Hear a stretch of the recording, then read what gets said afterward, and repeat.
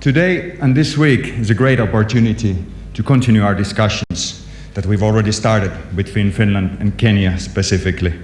From the practical viewpoint, building partnerships and creating joint innovative action is necessary. In a sense, this means working towards new solutions, businesses, and development practices that can create value for especially the most vulnerable, for the benefit of children. It also means finding new pathways for the achievement of sustainable development in the region to improve the quality of life of the women, children, and youth.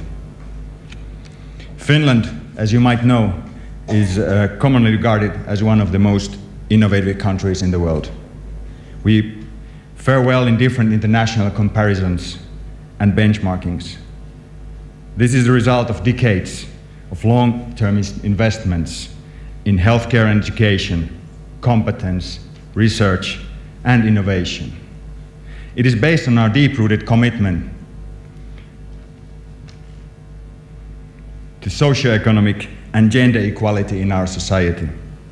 Our history of social innovation is as important as our technological know-how. Many of our social innovations, such as the maternity pacts that link others to maternity and child health clinics, guaranteed access to quality daycare for all children, free education and school meals, have specifically benefited children, the future of the society.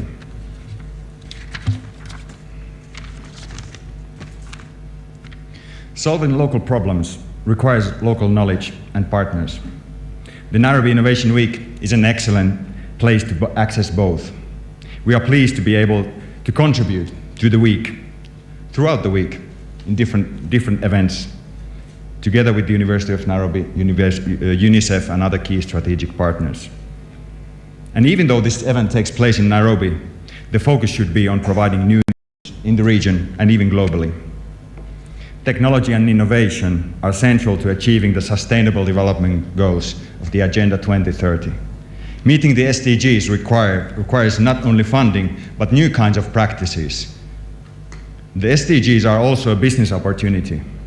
The challenges we face cannot be solved through aid alone. Private sector expertise and investments are needed. This realization is very much at the heart of the Finnish development policy. Whether we are talking about water, food security, health education, or any other field, business can and should make an important contribution to solving problems through innovation, creating and delivering solutions to improve people's lives. As an example, solutions led by the private sector in mobile technology, education, and mobile identity have transformed the development landscape in recent years, a story well known in East Africa. Much of the technology enabling this has been developed in Finland. Finland has been one of the countries spearheading innovation for developing our development cooperation. First bilateral programs in this field were launched over 10 years ago, and we continue for improving people's lives globally through technology and innovation. We are also proud of supporting the UNICEF Innovation Fund since 2015. This is a new promising vehicle for developing groundbreaking open source technology, shaping innovation to benefit children and youth, and scaling up solutions that work. Perhaps I would like to stop here and just recognize the fact that we are celebrating today the International Women's Day. And coming back to our history and values of Finland, I think it's important to highlight that the role of gender equality cannot be emphasized more. It plays a key role in achieving sustainable and inclusive economic growth. Women are also globally underrepresented in the field of technology and innovation, whether in science or business. I hope gender issues pertinent to girls should this way. Finally, have a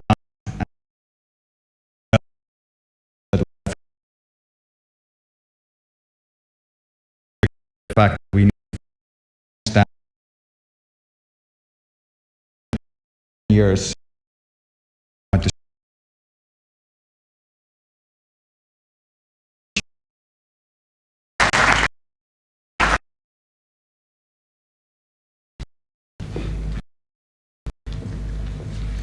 Thank you very much, Ramses, and thank you for reminding us that it's International Women's Day, and there are some great women technologists, not enough of them, but there are some who are doing some remarkable work, and it would be remiss of me not to recognize at least one of them from the Africa Development Bank, Shiko Gitau.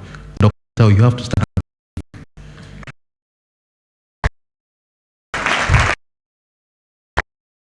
She was, but we don't mention my name. Of course, I'll mention your name because she's doing some of the most remarkable work in technology, not just in Kenya, but all over the continent of Africa. And she's, I think, someone who you need to know. The next person I want to introduce is Werner Schulting, who is a country director of UNICEF, who again are big partners of the Nairobi Innovation Week. Werner?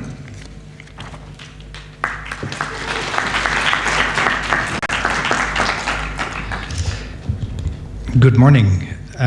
His Excellency, the Cabinet Secretary for the Ministry of Information, Communication and Technology, the Chancellor and Vice Chancellor of the University of Nairobi. I also would like to greet the representation of the government of Finland as well as Israel, all the other development partners, including Barclays Bank, representatives of private sector, civil society, and of course the media, students, let's not forget the students, and other distinguished guests, ladies and gentlemen. Again, good morning. All protocols observed. I'm delighted to join you here today in this official opening ceremony of the Nairobi Innovation Week in Kenya. And to me, Nairobi feels like really the natural place to do such an innovation event. I see Nairobi in many ways as a hub for transport, a hub for industry, and indeed a hub for information, technology, and knowledge creation. In that sense, I hope indeed that the success of this meeting will not only stay in Kenya, but will be spreading throughout the region. We're very proud to be a partner of this Innovation Week in many ways, because innovation is of key importance for UNICEF, the United Nations organization mandated to guarantee the rights of children. And when I think of innovation, I can't help of, in the first place, thinking about innovation as to do with mobile phones, communication technology, and let's say more and newer technological-based ways of working and thinking. However, there are also other ways of innovation, and I would like to take you for 1 minute and think about the fact that there is at the moment a drought emergency in Kenya. And last Friday, I was in Moyale, at a small village about 1.5 hour drive from Moyale town. In that area, there are more than 35% of children under the age of 5 who suffer from acute malnutrition. And 10% suffer from severe acute malnutrition in such a way that it actually threatens their lives. Now, 8 to 10 years ago, these children would have needed to go to a hospital to be treated, and in many cases, as I said, to save their lives. Of course, that causes a problem because hospitals are pretty far away from the town where I was.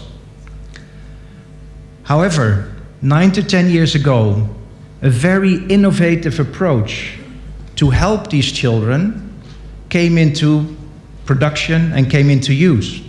Something very simple. You mix peanut butter and milk powder and a rather complex set of vitamins and minerals. And because of that product, children can now be treated in their homes for this severe state of malnutrition. And more than 90% of those children who suffer from that malnutrition are cured. Now that's what I call innovation. And that is innovation which has a direct impact on the lives of children, and that is innovation which has been brought to scale. Because when we started using it way back in 2005, we treated about maybe 100,000 children worldwide. Now we treat 4 million children worldwide in that way, and this year in Kenya alone, about 100,000 children will be treated with that innovative approach. So for me, innovation for children is a key reason to be here. And we need it because far too many children in Kenya are still undernourished, do not have a proper toilet, do not receive vaccinations, and face many other challenges in life. So for us, in order to achieve Vision 2030 for Kenya, and indeed to achieve the SDGs in Kenya, we need a different approach. Traditional ways of working and existing methodologies are simply not good enough. So, a collective effort is required to deliver timely and good quality systems and services for every child. And we need innovation to close what I call the equity gap, or maybe the development gap. Now, Kenya has a great deal of talent and knowledge, and I think determination to change and improve the future of its population. And one of the key issues I always think of is the fact that Kenya has the highest investment in education compared to other countries in the region. So a basis for innovation is really there. So, as UNICEF, we call on a wide range of stakeholders: private sector, government, universities, NGOs, faith-based organizations, to maximize the impact of innovations and new approaches to improve the situation of children. One thing I would like to specifically mention is the fact that UNICEF has started an innovation fund. You can look it up online. Look at the way the possibilities exist for startups to apply for funds and to see how innovative ideas can be initiated and maximized for children. We, from our side, stand ready to work with these startups, with these new ideas, by convening, creating opportunities to test things out, and to help with data, for example. In closing, let me once again thank the University of Nairobi for hosting the 3rd Nairobi Innovation.